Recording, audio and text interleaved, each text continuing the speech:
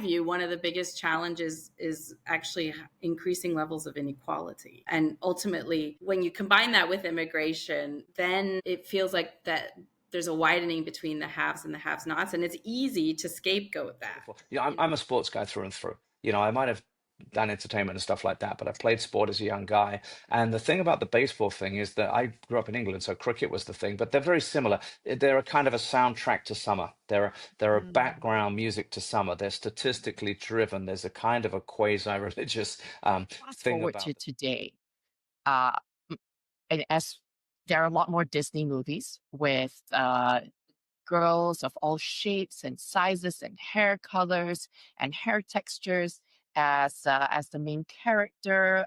They're the ones that are saving the day. My colleagues in around 2008, they bought iPhones, and I said, so what are you going to do with it? They said, well, you can take pictures with it. I said, why? Why would you want to take a picture with your iPhone? So every time she will walk past my shop and then coming back home, and these 4 times that I watch her walking past, they just make my day. Yes. So it's the friendship that happened first in my head.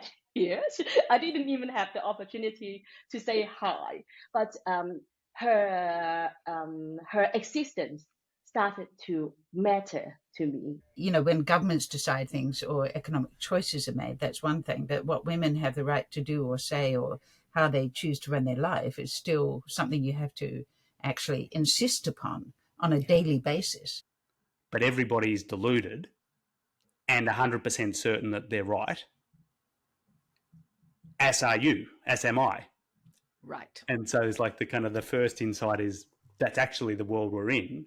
And it's our own world too. Like the world isn't, like we see the world not actually as it is, but through our own delusions.